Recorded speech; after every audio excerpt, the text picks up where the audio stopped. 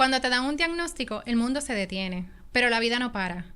¿Qué pasa de ahora en adelante? Hoy hablaremos de ese después.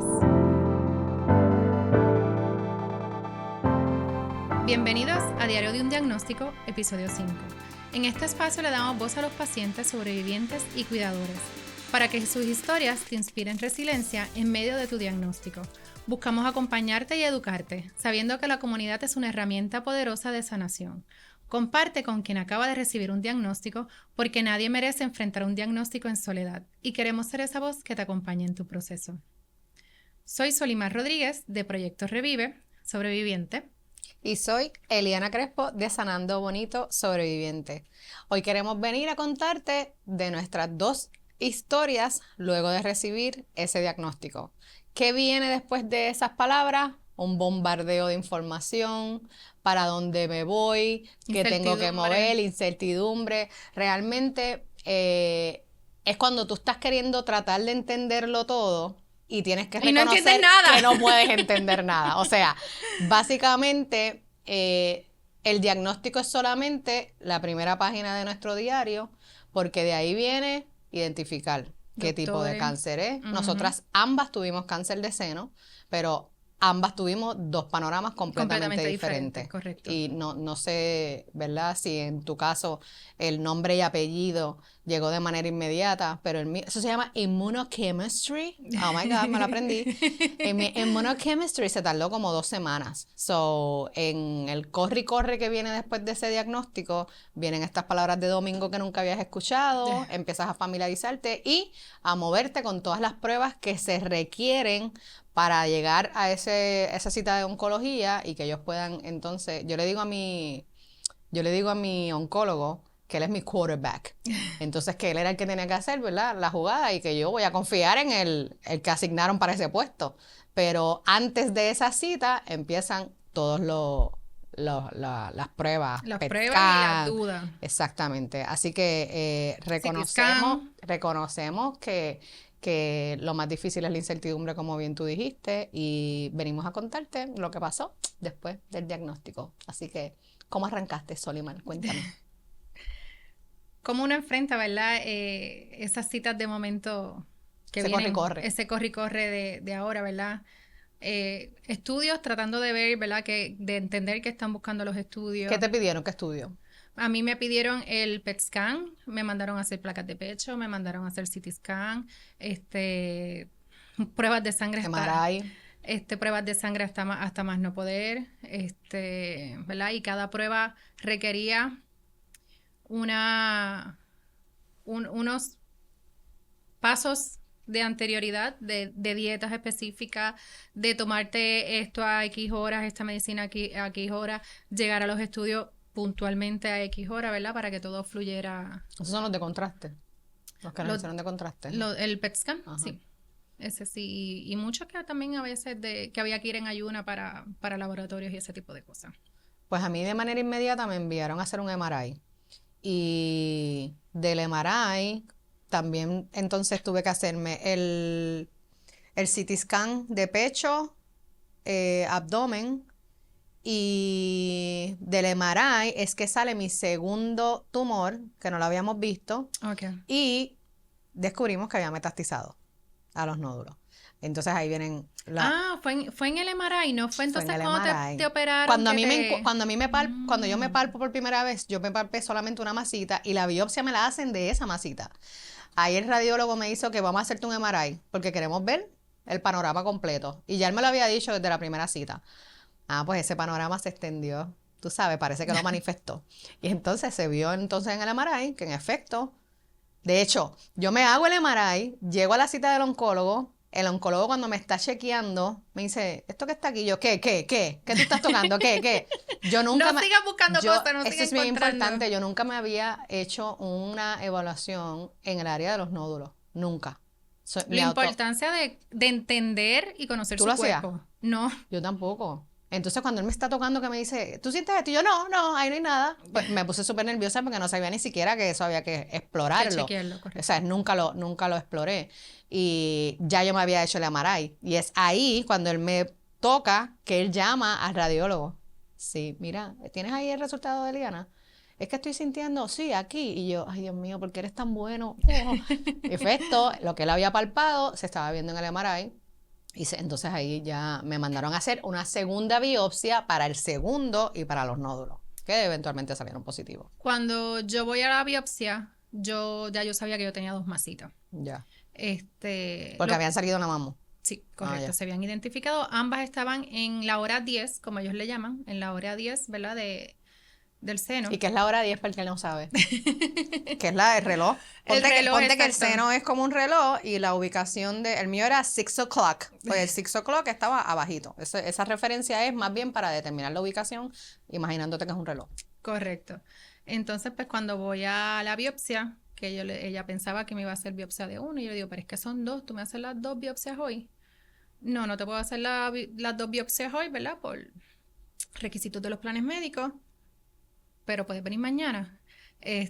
Yo me acuerdo que cuando uno está en ese desespero de buscar una respuesta, antes de que la radióloga me hiciera la biopsia, yo le digo, yo necesito que tú me seas sincera y tú me digas si eso que tú ves ahí es de preocupación. Sí, porque a veces el aspecto ya lo dice. A veces no. Y así mismo. Me lo dijo su cara y me lo dijo verbalmente. Él, me imagino la cara de, no puedo decirte la información. No, fíjate, me lo dijo. O sea, no lo confirmó, pero sí me dijo, a mí no se me olvidan nunca esas palabras, lo que yo veo ahí es bien preocupante. Okay. Claro, tiene años de experiencia, ¿verdad? Y me explicó, y ahí entonces me dice, pues ven mañana para biopsiarte el otro, pues, me echa a llorar y me dice, tú me dijiste que te hablara de frente, y yo sí, dame un segundito, te agradezco mucho. Déjame internalizar el atrevimiento que acabo de hacer. Exacto. A veces hacemos preguntas para las cuales no estamos preparados a escuchar la respuesta. Yo pienso que aprendemos a hablar un idioma nuevo. Vienen tantos términos médicos. Tú tenías un diario contigo, un journal, unos notes, apuntando sí, todo. Correcto. Yo lo empecé a hacer, no lo hice de primera instancia. Lo hice yo creo que ya como a las 2 semanas a lo mejor de haber comenzado el diagnóstico, cuando me di cuenta que lo que venía era largo. Y que al momento yo me iba a acordar de todo, pero que a lo mejor en 5 años yo no me iba a acordar de tantos detalles que para mí iban a ser valiosos, ¿verdad? Recordar, no valiosos, ¿verdad? En que uno quiera pasar por esa situación, pero sí yo sabía que iban a haber muchos detalles que yo iba a querer recordar en un momento dado, ya sea por aprendizaje, ya sea por recordar lo que viví, y entonces ahí le eché para atrás al diario y comencé desde cuando me sentí las masitas entonces a documentar todo. O sea que los que están escuchándonos hoy en el diario de un diagnóstico no saben que esto empezó hace por tiempo. Un diario, correcto. Por un literal diario. Qué pena que no lo trajimos. Yo no traje el mío. Hubiese sido espectacular. Fíjate, yo andaba con el mío en el primer episodio, pero hoy no lo traje. Mal. En el próximo episodio que hagamos vamos a enseñarle nuestros diarios, porque yo también empecé a escribir todo, y más bien lo que tú dices, para acordarme de lo que estaba sintiendo en ese momento. Aunque yo también tengo mi evidencia digital, porque siempre iba a las redes y compartía, pero por lo menos en mi diario es mucho más profundo que lo que yo posteaba. Que lo que yo compartía. O sea, que tú eras de diario. Si yo lloraba, el mío era más técnico. No, si yo lloraba ponía si lloré, si yo estaba feliz ponía si estaba feliz, o sea, yo ponía ahí absolutamente todo, hasta si conseguí parking para una cita. Me acuerdo un día, es que, ¿te acuerdas que hablábamos que yo era un stopover? Ajá. Hubo un día que yo metí 4 citas médicas en un mismo día. Era un miércoles. Internista, psicóloga, ginecóloga y un MRI y placa de pecho, y pude cumplir con absolutamente todas, llegué a tiempo a todas, y la espera de ¿verdad? Entre una cita y otra fue un tiempo adecuado que me permitió cumplir con todas mis citas. ¿Y todas estas citas eran coordinadas por el médico? No, esas las hice, muchas las hice yo, sí, muchas las hice yo. Ok, quedamos en que nos hicimos tú te hiciste PET scan, yo me hice bone scan. A mí no me hicieron el PET scan. Nos hicimos placa y MRI. Correcto. De ahí llegamos al oncólogo. Mi oncólogo, en mi caso, ¿verdad? En ese momento, como te dije, que no había llegado a los resultados del MRI, pero ya él sabía que yo tenía nódulos. Y ese mismo día me hicieron la prueba genética. Me la hicieron Exacto, en el la prueba mismo... general me la hicieron en la oficina del oncólogo. Exactamente, pues una Que pruebita tú de no sangre. sabes que ibas para eso. Claro que no. Pero gracias a Dios, de verdad que la enfermera que me tocó a mí para la prueba Pues, genética fue espectacular. Ella sabe quién es. Y sí, me hicieron esa prueba de genética. Él ya me había dicho que tenía que esperar el immunochemistry para poder determinar el plan de trabajo. Entonces, ahí está, ahí volvemos al limbo de la incertidumbre. ¿Por qué? Porque ya sabes que tienes algo que es canceroso, no sabes cómo se llama, no sabes qué va a llegar en esos resultados, que les comenté en el primer episodio, la nota graciosa, que cuando me llegó el del podcast me metí, celebramos la artritis, o el principio de artritis. Y son, yo diría que un periodo de como de unas 2 semanas, más o menos, que son las 2 semanas más largas de nuestras vidas. correcto. El cerebro está todo el tiempo Que tú maquinando. quisieras, mira, ya, mañana, dime, ¿qué hay? ¿Cuál es el próximo paso? Entonces, en esa incertidumbre, que yo puedo decir que a lo mejor eso es lo más abrumador, pero para ti, ¿qué fue lo más abrumador? Mira, yo siempre he sido bien estructurada y el no tener hasta cierto punto control, tuve que Programarte. reprogramar mi cerebro para aprender a soltar y que fuera un día a la vez, ¿verdad? Un instante a la vez, como aprendimos con Esther. Esther. Un saludito a Esther. Para que la mente no corra más allá de lo que tiene que estar corriendo, para aprender a ser paciente, para aprender a esperar, punto, porque esto se trata de esperar. Sí, yo pienso que coincido totalmente contigo. Lo más abrumador es la espera, desarrollar paciencia, honestamente, en el proceso, y controlar la mente a los posibles escenarios que empiezas a crear. Y aunque tú estás en una mentalidad totalmente positiva, es inevitable que te abrace Claro. el miedo en ese momento. Yo, como les había comentado, evité buscar más información de la que necesitaba escuchar en ese momento, pero entré en un survival mode, ¿sabes? Yo estaba segura que lo que yo estaba haciendo iba a dar resultado. Sí tenía miedo, pero lo pateaba. Como que no, yo, I got this. De hecho, yo tenía una alarma que la ponía a diferentes horas del día, que decía, estoy sana, I got this. Qué Sí, bella. entonces tenía que acordarme, porque llegan cosas en el día y las conversaciones alrededor que te llevan a eso. Entonces, esperando resultados también de una genética, entra otro miedo que no estabas pensando en ese momento, que es tu Correcto. linaje inmediato. Correcto. Que en mi caso sí, Que mi ambas resultado tenemos fue niñas BRCA positivo. y ambas tenemos hijas femeninas. Exactamente. El tuyo llegó negativo. El mío llegó negativo, pero si tú supieras que una de las preguntas que en un momento dado me hizo mi hija es que si ella le iba a dar cáncer. Oh, me muero. Qué difícil escuchar eso de parte del hijo uno, ¿verdad? Y es normal. Es normal, claro que Es sí. normal. Pues automáticamente que mi BRCA sale positivo, sí me hacen el acercamiento de que me comunique con el linaje inmediato, que es mi hija y mi hermana.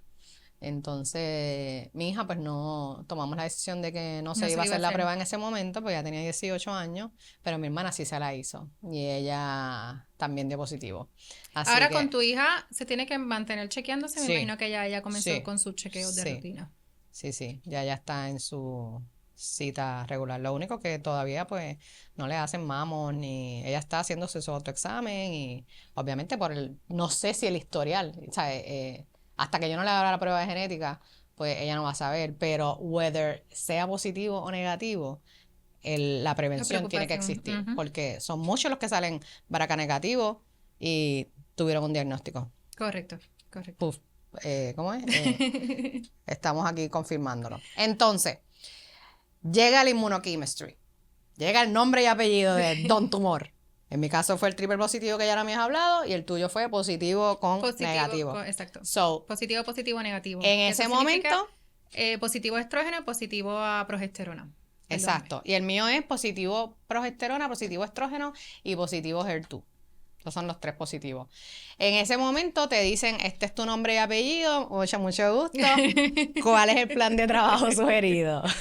Pues mira, volvemos al Unstoppable y voy a darle un poquito para atrás a la historia de cuando la radióloga me da el diagnóstico. La radióloga es quien me dice qué pasos yo voy a tomar de ahí en adelante. Ujú. Y ella fue la que me dio, va a ser, comunícate con este oncólogo y comunícate con esta cirujana oncóloga, que los amo de verdad, a los dos, extremadamente sensibles y respetuosos durante el proceso. Así que yo salí por lo menos de ahí con una guía. Compartimos un mismo quarterback, qué espectáculo. Sí. Saliste con la guía del radiólogo, llegamos Entonces, al mismo oncólogo. La radióloga ese mismo día me dice, tú tienes que correr con esto y yo espero que de aquí a un mes ya tú estés operada. Cuando voy a donde el oncólogo, efectivamente me comienzan a dar los medicamentos antihormonas antes de la operación. Empiezo a correr con todas esas citas médicas ¿verdad? Y fui unstoppable nuevamente. Sigo siendo. El día número 49 de mi diagnóstico fue 16 de febrero y el 5 de abril yo ya me estaba operando. No me operé antes porque era Semana Santa, así que, como me dijo la radióloga, en un mes tú debes estar operándote. El plan de trabajo comenzaba con una sugerencia de cirugía antes de tratamiento. No, Correcto. Estabas tomándote las pastillas. Bueno, estaba tomándome las pastillas, las tuve que dejar creo que una semana antes de la operación. Y entonces, después cuando estaba en quimioterapia, tampoco continué ese periodo, pues la pastilla es una quimioterapia oral, pues ese periodo estuve sin la pastilla. Y en esta toma de decisiones, en esa cirugía, ¿fue la sugerida o fue la que tú quisiste? No, fue la sugerida. Ok. Tengo una anécdota de cuando voy a la cirujana oncóloga, ¿verdad? Que ella me dice el plan de ella y que yo podía decidir. Uh-huh. Yo salgo con mi referido, tuve esas 2 semanas a lo que me atendía el cirujano oncólogo, la cabeza. ¿Qué yo quiero hacer la operación? ¿Qué yo quiero hacer? Le pregunté a una amiga que había pasado por algo parecido. Le dije, acuérdate que esto es bien invasivo, qué sé yo, qué rayo. La decisión la tienes que tomar basada en ti. Correcto. No basada en tu hija, que verdad era algo que estaba presente todo momento. O sea, que uno tiene que ir switchando la mente de uno. Reprogramando. Y cuando llegó a mi cita del cirujano, que él lo lee, mira tal cosa. Yo tuve todo momento la decisión de la cirujana en mi poder y yo no lo había procesado. Muy o sea, duro. yo tuve 2 semanas tratando de tomar una decisión de qué tipo de operación yo quería, cuando ella ya me lo estaba poniendo ahí. O sea, digo, al final del día, si es decisión mía, si era en un solo lado o en ambos lados. Exacto, por eso te lo pregunto, porque ellos mismos te lo dicen. Te dicen, estos son los posibles escenarios, pero tú eventualmente como paciente tienes el derecho a escoger qué es lo que tú quieres hacer. Y esa parte a mí se me hizo difícil, cuando me ponían a mí Sí, porque dime, porque tú eres el que sabe. Hello, o sea, ¿Qué yo quiero hacer lo que tú harías. ¿Qué tú harías? Y me pasó cuando las quimio, el oncólogo me dio 3 opciones de quimio. Una era una quimio sumamente fuerte, de 4 ciclos, una inyección semanalmente, no me acuerdo si era por 5 años, y la quimio por la que me decidí, que es 12 quimios en ciclos de 28 días. Una vez le digo a él la que decidí, que tampoco, o sea, él te da las opciones y te dice, vete, lo hablamos después. Pues una vez le dije, esta es mi decisión, yo me hubiese ido por esa. Yo pienso que ellos en ese momento tienen que estar viendo las caras de nosotros ahí. Y por eso dices, ¿sabes qué? Vete y piénsalo y después regresa, porque es que tú como que no vas a Y entonces nada, una vez le dije, me inclino por este tratamiento. Él me dijo, yo me hubiese inclinado por ese. Y yo, chico, pero ¿y por qué no? Gracias, porque me hiciste esperar. So, básicamente, después que nos hicimos todos los x-rays requeridos y ya llega el immunochemistry, el oncólogo ya te hace, y la cirujana oncóloga te hace el plan de trabajo y toca entonces tomar decisión para comenzar. Básicamente igual que yo. Después de mi genética, fue que llegó la immunochemistry, que hablamos de los resultados de diferentes, pero en mi caso, como había metastizado, Pues el plan fue al revés. El plan de trabajo era que comenzábamos inmediatamente con quimioterapia. Yo vi al oncólogo en octubre 7. Me puse el Medport en octubre 27, que eso es decisión también del paciente. Y mi primera quimio fue en noviembre 3. Así que, ¿qué nosotros podemos controlar en ese tiempo? Que Soli dijo que era de las cosas más difíciles. Pues, not much, la reacción que tenemos a todo lo que está pasando. Pero la toma de decisiones ayuda a minimizar el tiempo, que es lo más importante aquí. Correcto. O sea, cuán eficiente puede ser el tratamiento va a depender de la rapidez que lo comiences, porque va a depender de otra etapa. O sea, todas estamos en una etapa diferente y, como les dijimos, todas tenemos unos diagnósticos diferentes. ¿Y qué es bien importante para esto? ¿Cómo estaba el cuerpo antes de ese diagnóstico? Así que dime cómo estaba tu cuerpo antes de ese diagnóstico. Siempre me he mantenido haciendo ejercicio, o sea, que era una persona entendida, ¿verdad? Saludable, sin diagnósticos hasta ese momento. Le hablaba mucho a mi cuerpo, le recordaba que lo amaba, le recordaba que él iba a ser capaz de enfrentar lo que venía. Fue capaz, correcto. Le agradecía a cada instante, cada logro, cada cosa que yo pudiera hacer. Le agradecí haberme permitido ser madre, haber lactado,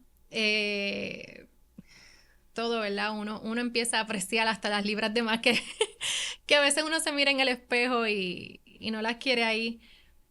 Empecé a aceptarme de una manera diferente.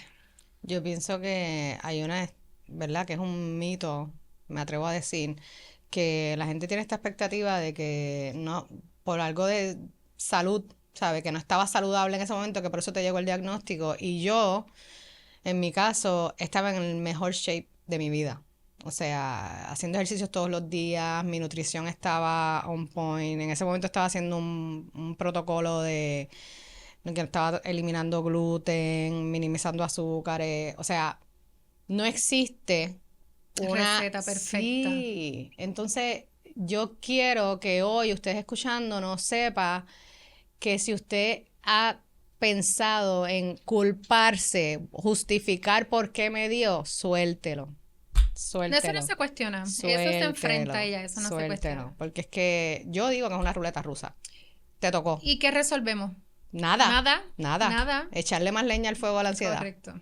Entonces, aportando lo que dijiste también, le agradecí a mi cuerpo también, y me parece tan curioso que sin conocernos compartimos esa dinámica, porque yo me metía en la agua fría que tú no quieres hacer. No, todavía no hay que meterme al agua fría. Y le hablaba a mi cuerpo y le hablaba el cáncer, le decía que le agradecía por estar en mi cuerpo, le decía que no tenía espacio en mi cuerpo para crecer, que lo soltaba, que el agua fría lo estaba sacando de mí, de mi cuerpo, y me agarraba mi seno y también le agradecí, le decía que, porque yo también tuve el privilegio de lactar y de repente me dio coraje porque yo decía, ¿sabes? Diste vida y ahora me estás dando esto, ¿sabes? ¿Cómo es? Eso no mezcla. Pero me dio un poquito de coraje, sí, con mis senos, y me acuerdo que hasta se lo dije al oncólogo. Yo le decía, pero si lo que tengo son unos huevitos fritos, ¿por qué me estás dando esto? Pero en mi caso, ¿verdad? Yo decidí tomar la decisión de hacer una mastectomía radical. Porque a diferencia mía, lo tuyo sí era genético. O sea, las probabilidades de recurrencia en ti son mucho más mayores que la mía. Correcto. Y la cirujana también me dio varios escenarios. Yo desde que me senté le dije, esto es lo que voy a hacer, por eso mismo de la genética.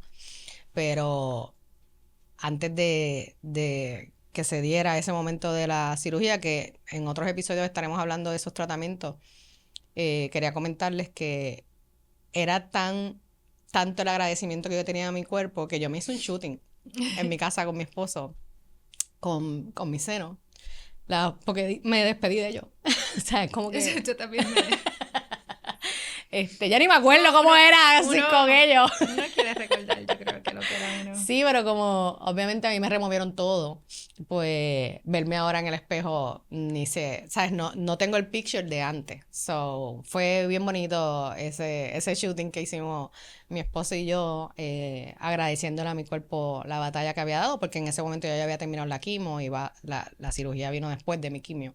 Pues mira, cuando hablas de la quimio, que llegan los resultados de la operación, ¿verdad? Porque a ti te hacen, a mí, por lo menos a mí, me hicieron una biopsia para saber determinar si era cáncer o no era cáncer. Una vez tú pasas por la operación, vuelven y biopsian para ver si se había regado en los nódulos o hasta dónde se había esparcido o si estaba, como le dicen, como más encapsulado.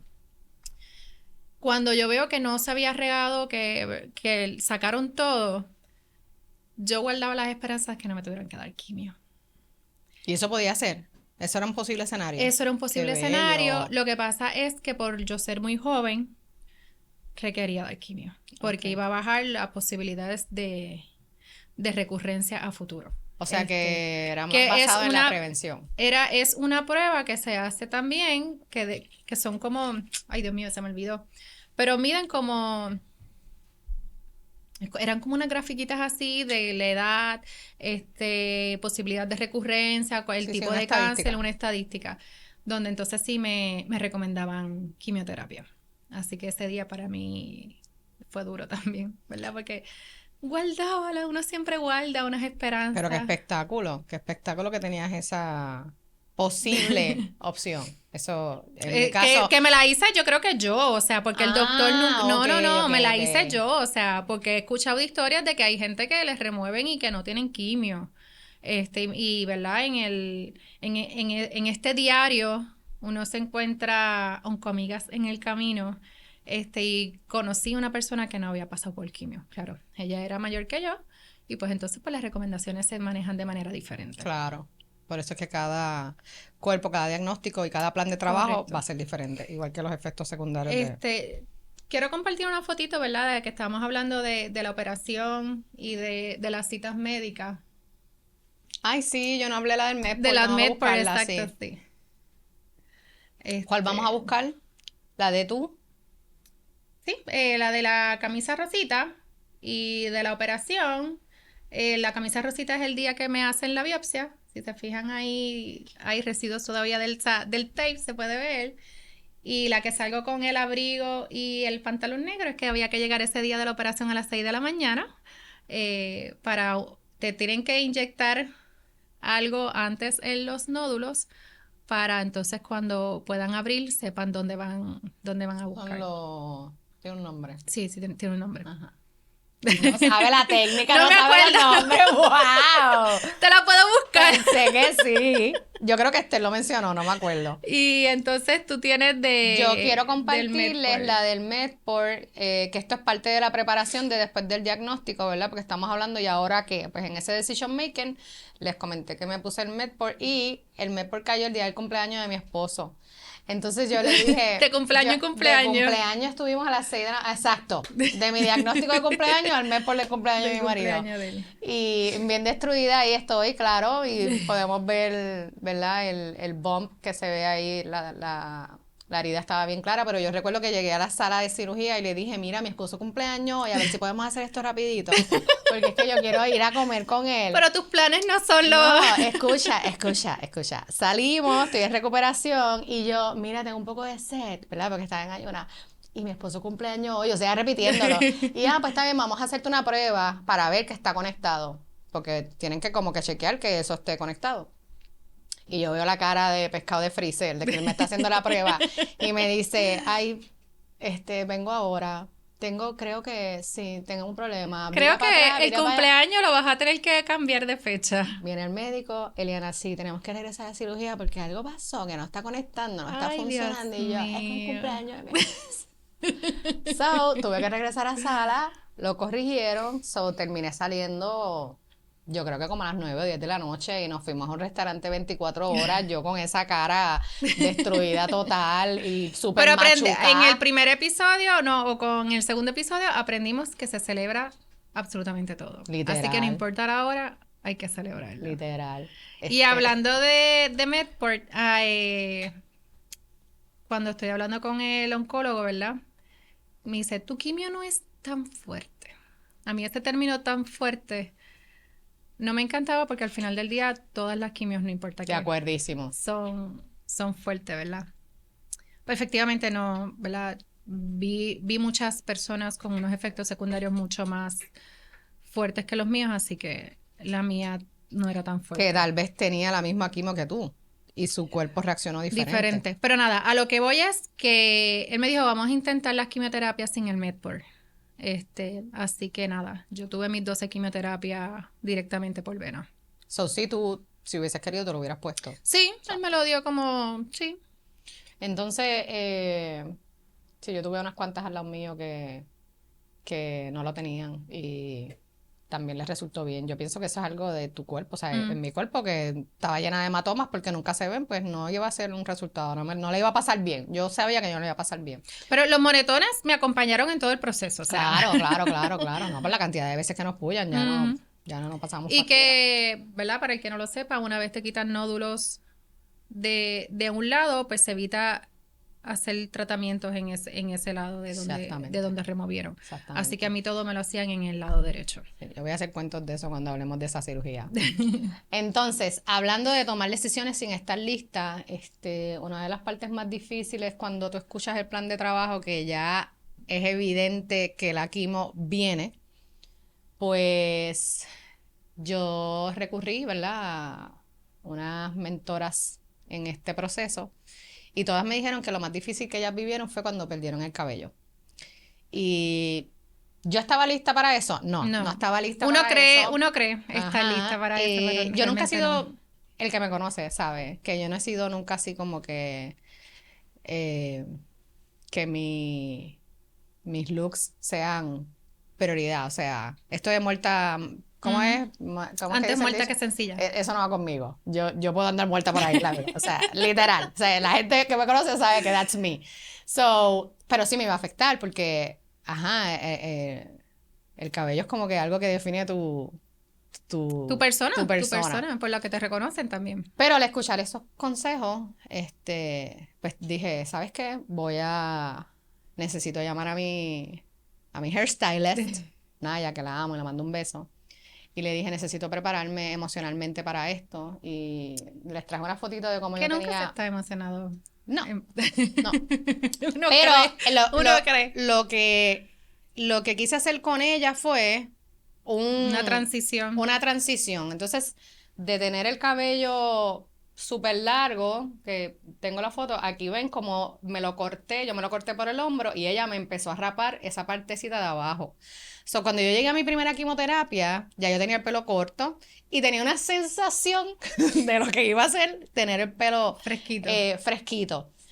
Pero obviamente después de mi primera quimio, así fue que llegué cuando decidí hacerme el recorte. Yo también tengo una foto de mi cabello.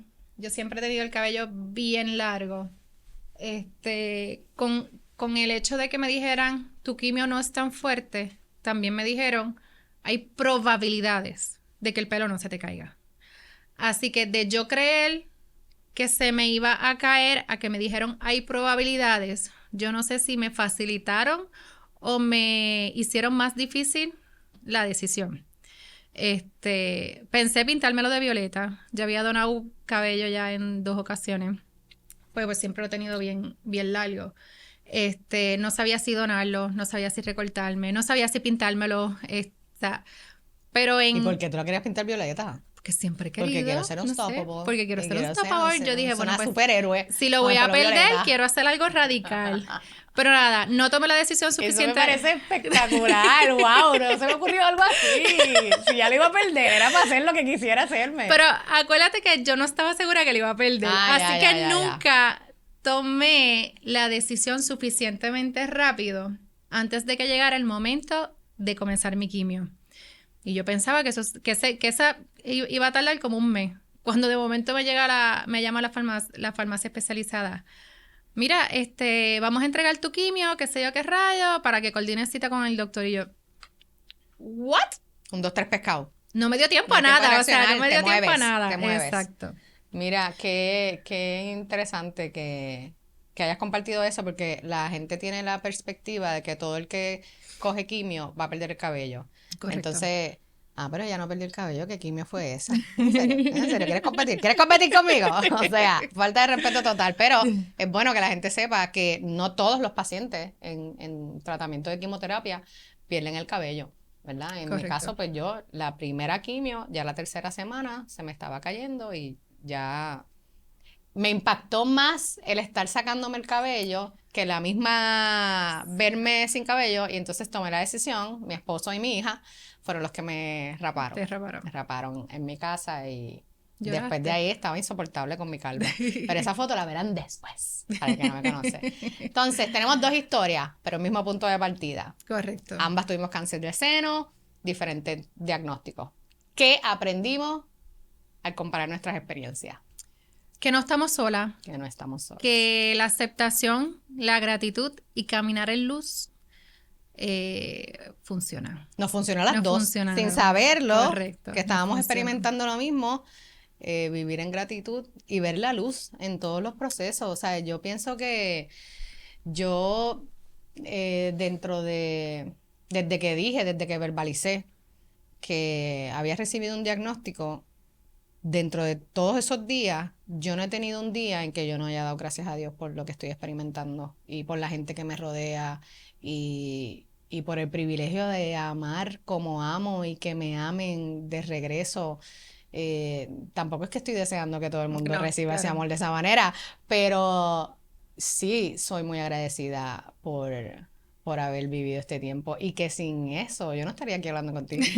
No hubiésemos coincidido en este camino. No hubiésemos prendido la cámara, no hubiésamos querido No hubiésemos sanar salido de en voz nuestra zona de alta. confort. Exacto, ya yo había dado un pedacito antes que tú por Sí, no, estar de yo- presentadita con Sanando Bonito, pero obviamente lo que queremos, ¿verdad? Donde estamos ahora mismo es llegar a más personas y compartir el testimonio de otras que caminaron igual que nosotros, así que pienso que pues es maravilloso que podamos caminar en luz dentro de la oscuridad. Quiero contar una anécdota, ¿verdad? Porque he mencionado varias veces que a mí la aceptación me dio un giro, ¿verdad?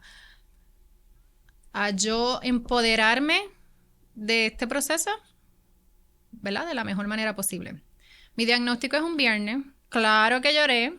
Claro que me desvelé. Sábado también. Pero ese domingo ya yo había buscado una iglesia que quería visitar. O sea, ya yo lo había Cuadrado, o sea, agendado. exacto, agendado. Calendarizado. Eso mismo. Spelling bee. ¿Y tú sabes cuál fue el tema de ese día en la iglesia? La aceptación te traerá paz. Ahí está. Y dijo Dios, Y cuando Solimar, te pones para tu número. Te pones para tu número. Y ahí fue que yo entendí, ok, esto es lo que me toca vivir, esto lo vamos a enfrentar. Y empecé a cambiar mi switch. Pero nada, en esos días de incertidumbre, ¿verdad? No sé si te pasó, ¿tú tocaste algún tema difícil que uno nunca quiere escuchar? Porque me acuerdo que sábado a la 1 de la mañana no podía dormir y Esposito se da cuenta, ¿qué te pasa? Y yo, pues mira, ya que estás despierto, es un buen momento para hablar de temas difíciles. Pues mira, en ese preciso momento no se nos dio. No se nos dio porque aunque yo estaba lista para hablarlo, mi familia no. Mi esposo era uno de los que cuando yo decía algo por esa línea de tema incómodo, pues como que, ay, no hablemos de eso. Y por eso lo verbalicé. Mi esposo me escuchó, pero él no abundó en la conversación. Pero ¿te acuerdas que yo dije que yo era bien estructurada?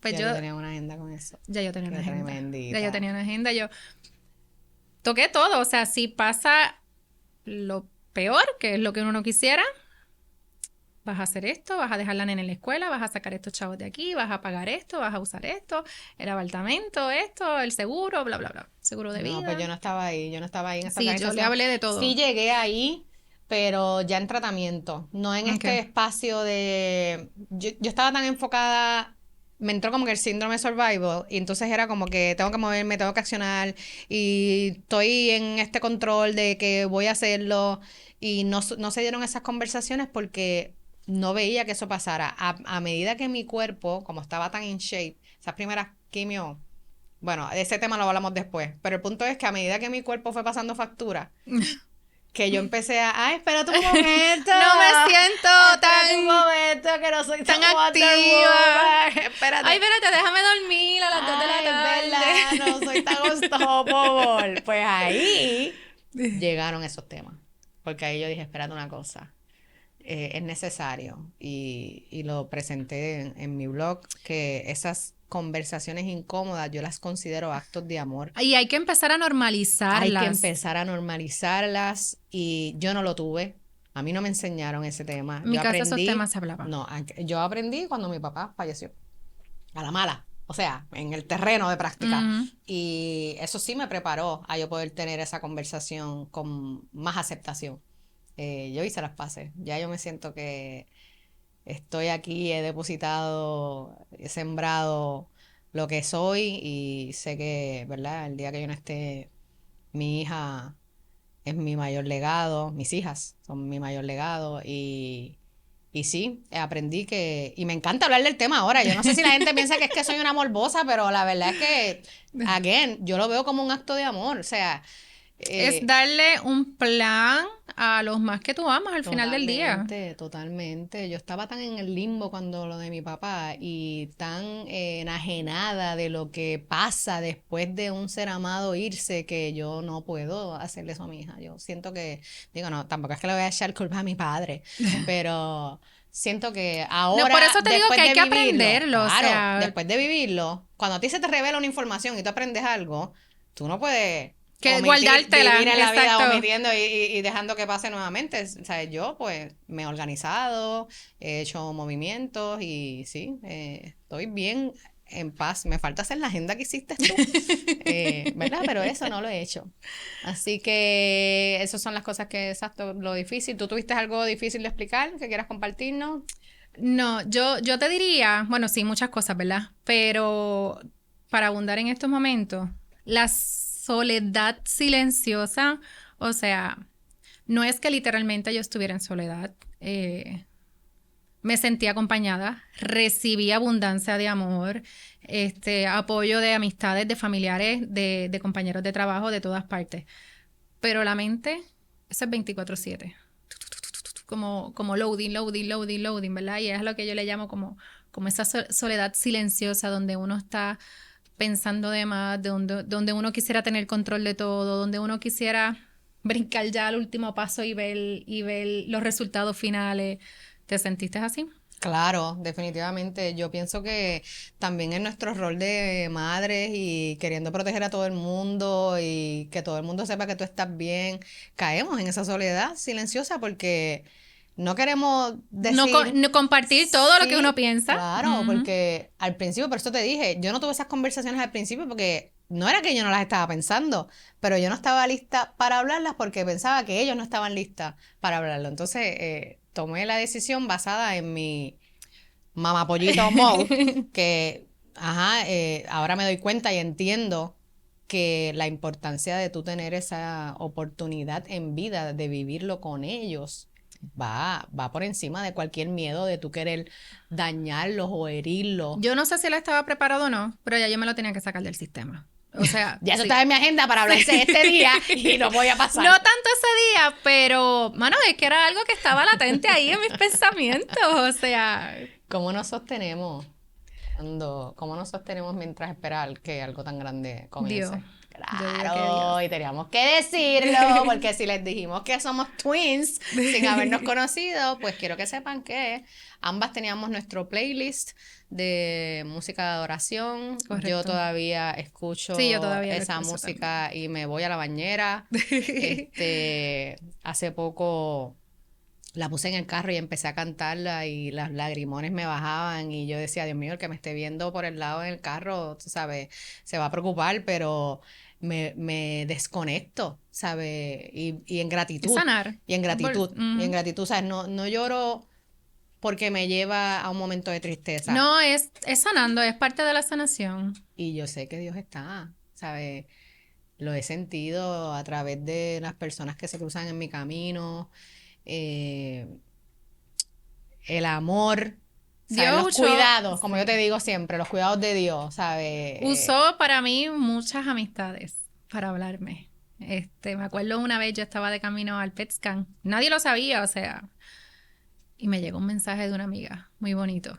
Y yo le digo, se me hizo un taco. Yo le digo, wow, no tienes idea lo oportuno que fue tu mensaje. Voy de camino al PetScan. Déjense usar, déjense usar. Si usted siente una inquietud, esa inquietud en la barriga, que dice, déjame llamar a Solimar, usted hable lo que siente y déjese Exacto. llevar porque Dios lo está usando y nosotros necesitábamos escucharlo. Así que yo le voy a dar un mensaje a quienes están escuchándonos ahora mismo y, ¿verdad? Repasando el tema que quisimos traerles hoy, que es el después. Escuché el diagnóstico y ¿ahora qué? Pues todo esto que escucharon fue lo Nuestro abrumador de nuestro después.